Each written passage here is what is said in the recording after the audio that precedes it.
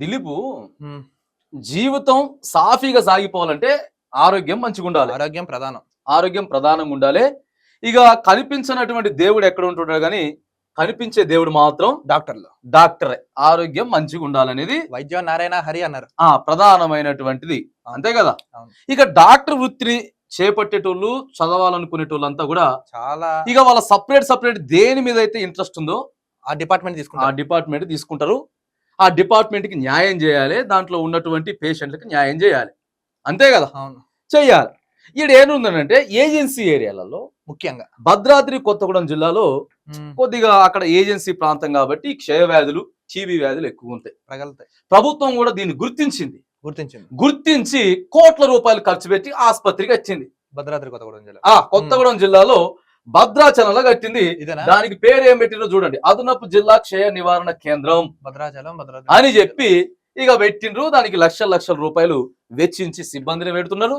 అంటే పేద ప్రజలు, ప్రధానంగా ఏజెన్సీ వాళ్ళు. ఇక టీబీ పేషెంట్లు అంటే ఇంట్లో వాళ్ళు సరిగా పట్టించుకోరు కదా. టీబీ అంటే వాళ్ళని కొద్దిగా దూరంగా పెడతారు. సరే, వాళ్ళకి కొద్దిగా అదో ఇదో ఇచ్చేటటువంటి ప్రయత్నం చేస్తారు. అంటరాని రోగంగా అంటే ఇక ఈక్వల్ టు మనకు కరోనా ఎప్పుడు వచ్చిందో అప్పుడు. అంతే. సో వీళ్ళని ఎవరు చూసుకోవాలి ఎక్కువగా? ఆ నివారణ కేంద్రం ఏదైతే ఉందో ఇగో వాళ్ళని ఎప్పటికప్పుడు పరిశీలించుకుంటా ఇక వాళ్ళ జాగ్రత్తలు చెప్పుకుంటా ఒక కేర్ టేకర్ గా చూసుకోవాలి. అన్ని డాక్టర్లను కొంచెం పక్కగా పెడితే వీళ్ళు కూడా కేర్ టేకర్ గా చాలా మంది చూసుకోవాలి. ఇగో అట్లాంటిది ఈ ఫీల్డ్ ఎంచుకున్నటువంటి డాక్టర్లు ఆడ ఉన్నటువంటి టీబీ పేషెంట్లకి అసలు అందుబాటులోనే ఉండట్లేదు. డాక్టర్లు అందుబాటులో ఉన్నటువంటి పరిస్థితులు లేవు. ఇక విచిత్రంగా ఉంది ఆడ. విచిత్రంగా ఉంది. అసలు ఆ క్షయ నివారణ కేంద్రానికి దిక్కెవరో కూడా అర్థం కాని పరిస్థితి ఉన్నది. సూపరింటెండెంట్ గానీ ఎవ్వరు 9 గంటలకు రావాలి. 9 గంటలకి డాక్టర్ గారు రావాలి.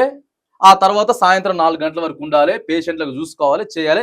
అది కూడా చాలా జాగ్రత్తగా వాళ్ళకి అవగాహన కల్పించేటటువంటి ప్రయత్నాలు చేయాలి. అక్కడ ఉన్నటువంటి సిబ్బంది, నర్సులు ఎవరైతే ఉన్నారో వాళ్ళు కూడా పేషెంట్ల పట్ల జాగ్రత్తగా చూసుకోవాలి. వీళ్ళే దూరంగా ఉండండి అని వీళ్ళే చెప్పడం, సమయానికి రాకపోవడం, సరైన వైద్యం నిర్మించకపోవడం. ఆడ ల్యాబ్ కి అటెండర్ ఉన్నాడు. ఇదేందో విచిత్రం అర్థం కాదు. ఇంకొకటి తెలుసా, అక్కడ అంబులెన్స్ లేదు. డాక్టర్ గారికి ప్రభుత్వం మరి నియమించినటువంటి కారు ఉందో లేదో తెలియదు, కానీ డ్రైవర్ ఉన్నాడు. అవునా? డ్రైవర్ ని మాత్రం నియమితులైండు. అంబులెన్స్ లేదు. జీతాలు వచ్చేస్తున్నాయి. సంతకాలు పెట్టుకుంటారు, వస్తుండ్రు పోతుండ్రు. పేషెంట్లు దగ్గుకుంటా తుమ్ముకుంటా. దారుణం కదా. ఎవరు పట్టించుకోవాలి చెప్పండి? ఇక ఇంకెందుకు ఆసుపత్రి? ఎందుకు అది? ఆసుపత్రి ఎందుకు? దానికి జీతాలు ఎందుకు? అది తీసేసినా అయిపోయా. అది తీసేసి మళ్ళీ ఇంకేదో రీహాబిలిటేషన్ సెంటర్ కిందనో లేకపోతే ఉన్నటువంటి ఆ పక్కనే ఉన్నటువంటి ఆసుపత్రికి ఏదో వాడుకుంటే అయిపోయింది. ఇది తీసేస్తే అయిపోయా. ఎందుకు ఇది ఎందుకు? ఇగో పరిస్థితులు ఉన్నాయి. ఎవరు సార్ దిక్కెవరు? దీనికి దిక్కు దివాన్ లేదాడా. పోతే తాళాలు వేసుంటాయి. ఒకళ్ళు వచ్చినా గంట సేపు ఉంటారు, సంతకం పెట్టి వెళ్ళిపోతారు. ఎక్కడి నుంచో వస్తారు ఆ పేషెంట్లు. ఏడకెళ్ళి రావాలి తెలుసా? ఎక్కడి నుంచి వెళ్ళి కొంట మొత్తం రకరకాల స్టేట్లుగా. ఏపీ దగ్గర ఉంటుంది, ఏపీ బోర్డర్. ఏపీ నుంచి రావాలా, ఆడికెళ్ళి ఛత్తీస్గఢ్ నుంచి రావాలా. మారుమూల గిరిజన ప్రాంతం. అరే మనం 24 గంటలు పని చేయాలి. వైద్య వృత్తులు ఉన్నాం. ఎంత చెప్పినా గానీ కొంతమంది మారుతారు కానీ ఇక వీళ్ళు మాత్రం మారేటటువంటి పరిస్థితి అయితే లేదు. మరి దేనికోసం జీతాలు తీసుకుంటా ఉన్నారండి? ఇంకేం చేస్తున్నారు మరి? దేనికోసం ఈ వృత్తిని ఎంచుకున్నారు? సంపాదించడానికి ఎంచుకున్నారు వృత్తిని. గవర్నమెంట్ సొమ్ముని ఉత్తగానే తినడానికి వచ్చినారు. కలెక్టర్లు పట్టించుకోవాలండి, ఐటీడీ పిఓలు పట్టించుకోవాలి. ప్రధానంగా మరి డిఎంహెచ్ఓ గారు తనిఖీ చేస్తారు. అప్పుడప్పుడు మరి డిఎంహెచ్ఓ గారు ఇంత పెద్ద ఆసుపత్రులను తనిఖీ చేయాలి. తనిఖీలు చేస్తున్నారా లేకపోతే ఇక్కడ జరిగినటువంటి సమస్య ఏమైనా వచ్చిందా? ఒకసారి మరి అసలు ఏం జరుగుతుందో డిఎంహెచ్ఓ గారిని మనం అడిగి తెలుసుకునేటటువంటి ప్రయత్నం చేద్దాం. ఇది ఒకసారి దిలీప్ గారు, నాది ఫొటోస్ ఉంటాయి దాంట్లో, ఒక్క నిమిషం డిఎంహెచ్ఓ గారికి ఫోన్ చేద్దాం. చేసి కూడా మనం చూపించేటటువంటి ప్రయత్నం చేద్దాం. మరి అసలు ఏం చెప్తారు సార్కి తెలుసా? మరి ఆసుపత్రి ఎందుకు సార్ తీసేద్దాం అని చెప్పినా అయిపోద్ది. ఏమంటారు? అంతే. మరొకరు నడిపించేటట్టయితే మాత్రానికి డ్యూటీలకు రావాలి. అంతే, డ్యూటీలకు రావాలి కదా. రింగ్ అవుతున్నది సార్ది, ఒకసారి మనం మాట్లాడి. సార్ నమస్తే అండి. సార్ నేను జర్నలిస్ట్ జూపల్లి కిరణ్ మాట్లాడుతున్నా సార్. మనం లైవ్ లో ఉన్నాం హైదరాబాద్ నుంచి. చెప్పండి. సార్ ఇప్పుడు భద్రాచలంలో వచ్చేసేసి అదనపు జిల్లా క్షయ నివారణ కేంద్రం ఒకటి ఉంది కదా సార్, టీబీ హాస్పిటల్. అవును అవును. సార్ అక్కడ నుంచి ఇప్పుడు వాళ్ళ టైమింగ్స్ ఏంటి సార్, డ్యూటీ డాక్టర్స్ టైమింగ్స్? మామూలు టైం అండి, మా 9 to ఉంటుంది 9 to 8. సార్ అక్కడ అందుబాటులో ఉండట్లేదని చెప్పి ఇప్పటికి మాకు ఒక 2-3 months నుంచి కూడా కంప్లైంట్స్ వస్తా ఉన్నాయి సార్ మా ఛానల్ కి. అవునా? వాళ్ళు చెప్పిన వాయిసెస్ కూడా మన దగ్గర ఉన్నాయి, పేషెంట్లు చెప్పినాయి సార్. ఆ తర్వాత హాస్పిటల్ కి అంబులెన్స్ ఉందా సార్? అంబులెన్స్ అంబులెన్స్ ఉందా అండి? ఉంటుంది, అంబులెన్స్ ఉంది. అంబులెన్స్ ఉంది, రైట్ సార్. ఈ మధ్య కాలంలో ఈ 1-2 months నుంచి ఒక పేషెంట్ నన్ను తీసుకెళ్ళడం కానీ తీసుకురావడం కానీ జరిగిందా సార్ అంబులెన్స్ లో? అంటే అది మా కంట్రోల్ కదండి, డిసిఎస్ కంట్రోల్. ఏవది డిసిహెచ్ఎస్ గారిదా? అవును. మీ కంట్రోల్లో ఉండదు అది. కాదు. ఓకే. ఇప్పుడు పక్కనే ఉన్నటువంటి అది మీ ఏరియాలో ఉంటుందా? పక్కన ఉన్నటువంటి ప్రభుత్వ ఆసుపత్రి? ఎక్కడ ప్రభుత్వ ఆసుపత్రి? ఇప్పుడు అదే భద్రాచలంలో ఇది క్షయ నివారణ పక్కకే ప్రభుత్వ ఆసుపత్రి ఉంది కదా సార్. అదే మా టీవీ కంట్రోల్ మాదమ్మా.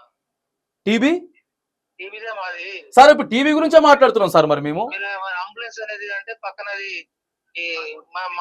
మా టీవీ ఉండదు మాది. టీవీ నేను టీవీ గురించే మాట్లాడుతున్నా సార్, కేవలం టీవీ గురించే మాట్లాడుతున్నా. మీరు అంబులెన్స్ అంటే నాకు అయితే ఇప్పుడు టీబీకి అంబులెన్స్ కూడా దానికి ఉంది అని చెప్తా ఉన్నారు సార్. లేదు దానికి టీవీ లేదు అంటే ఇప్పుడు దానికి అంటే డ్రైవర్ ఉన్నాడు సార్. మరి అక్కడ డ్రైవర్ పోస్ట్ ఏమైనా నడుస్తుంది అక్కడ ఆసుపత్రిలో? డ్రైవర్ ఉందమ్మా అక్కడ. అంటే డ్రైవర్ దేనికి పనిచేస్తున్నారు సార్ అక్కడ? టీవీకి. టీవీ కంటే వెహికల్ ఉంటే వాళ్ళు ఉంటారమ్మా. వెహికల్ లేదు కానీ డ్రైవర్ అయితే ఉన్నారు. ఓకే. ఎప్పటి నుంచి లేదు సార్ వెహికల్ దానికి?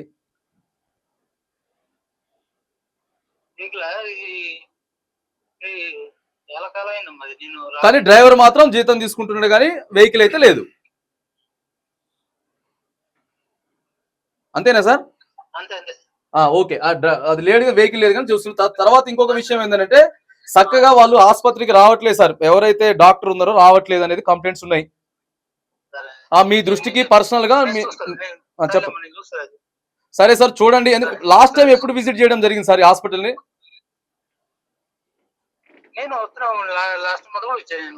లాస్ట్ మంత్ కూడా వచ్చారా సార్? లాస్ట్ మంత్ వచ్చినప్పుడు డాక్టర్ గారు ఆ తర్వాత అక్కడ ఉన్న పేషెంట్స్ రైట్ సార్ అక్కడైతే చెప్పండి. రైట్ అండి. ఓకే. ఇది పరిస్థితి. ఏం చెప్తున్నారు తెలుసా డిఎంహెచ్ఓ గారు? మా పరిధిలోనే ఉంది కానీ డ్రైవర్ వెహికల్ లేక చాలా రోజులైంది, కానీ డ్రైవర్ మాత్రం ఉన్నాడు. ఎందుకది? ఇదేంటండి నాకు అర్థం కాదు. ఎంత డ్రైవర్ గారు జీతం ఎంత? 30-40 వేలు ఉంటుంది. 30-40 ఎక్కువే ఉంటది మినిమం. ఇదేంది నాకు అర్థం కాదు. అసలు వెహికల్ ఏంది, డ్రైవర్ ఎందుకు? ఎంతో మంది వెహికల్స్ ఉన్నటువంటి ఆసుపత్రులకు డ్రైవర్ లేడు. డ్రైవర్ లేడు, డ్రైవర్ ఉన్న కాడ వెహికల్ లేదు. ఇగో ఇది పరిస్థితి. కదా ఎవరు దానికి దిక్కేవరు? దామోదర నరసింహ గారు సార్. మరి ఏం జరుగుతుంది ఆసుపత్రులలో? వైద్య ఆరోగ్య శాఖ. ఇదేంది నాకు అర్థం కాదు. డాక్టర్ లేని పేషెంట్లు లేని కాడ డాక్టర్ ఉంటాడు, డాక్టర్ ఉన్న కాడ పేషెంట్ లేరు. ఆ తర్వాత వెహికల్ ఉన్న కాడ డ్రైవర్ లేడు. ఇది ప్రజాపాలన, ఇది ఇందిరమ రాజ్యం. ఇది మార్పు కావాలి. వామ్మో, ఇది మామూలు మార్పు కాదు. సూపర్ పెడతాం. ఇప్పుడు ఏదైతే ఉందో ఖచ్చితంగా దామోదర నరసింహ గారి దృష్టికి అయితే తీసుకెళ్తాం సార్. మరిగో ఈడున్న సార్ ఏజెన్సీ వాళ్ళ కోసం మరి ఎక్కువ పైసలు ఖర్చు పెడుతున్నాం. వాళ్ళ మా ఆరోగ్యమే మహాభాగ్యం అని చెప్పి మనం హైదరాబాద్ లో కూర్చొని చెప్తున్నాం కానీ ఆడ ఏమి లేదు సార్ అని చెప్తాం. అంబులెన్స్ లేకుండా డ్రైవర్ సేవలు బాగా చేస్తారు. ఎందుకంటే ఒక్క నెల జీతం పడితే వెహికల్ అన్న రిక్రూట్ చేయాలి, లేకపోతే ఆడ ఉన్నటువంటి డ్రైవర్ ని వేరే కాడికన్నా డిప్యుటేషన్ కింద కొత్తగూడెం ఆసుపత్రికో లేకపోతే ఇల్లెంద ఆసుపత్రికో పాలంచ ఆసుపత్రికో పంపించాలి. ఆడ కూర్చోబెట్టి జీతం ఇస్తున్నారు. ఇదేంటిదండి నాకు అర్థం కాదు. డైరెక్ట్ డిఎంహెచ్ఓ గారు చెప్తున్నారు. చూడండి అలా ఉంది వైద్య ఉన్నతాధికారులు ఏం చేయాలి? వెంటనే రాసి పంపించాలి. మళ్ళీ వెహికల్ వచ్చినప్పుడు ఆ డ్రైవర్ మళ్ళీ వస్తాడు. అవునా కాదా? డిప్యుటేషన్ మీద వేరే కాడికి పోతాడు. ఇగో ఈ రకమైన పరిస్థితులు ఉంటే ఇంకెవరు పట్టించుకుంటారు? ప్రజాధనం ఎందుకు వృధా కాదు? పైసలు లేవు అని చెప్తున్నాం కదా. ఇగో ఇట్లా పోతున్నాయి పైసలు ఇట్లా పోతున్నాయి. ఈ పరిస్థితులు ఉన్నాయి. మార్పు రావాల్సినటువంటి పరిస్థితి ఉన్నది. ఈ మార్పు టీబీ హాస్పిటల్లో మార్పు రావాల్సినటువంటి అవసరం ఉన్నది. 3-4 రాష్ట్రాలకి సరిహద్దులో ఉన్నది. ఇంట్లో వాళ్ళు చక్కగా పట్టించుకోరు. ప్రభుత్వం పట్టించుకోవాలా, అవగాహన కల్పించాలా, ధైర్యం భరోసా ఇవ్వాలి.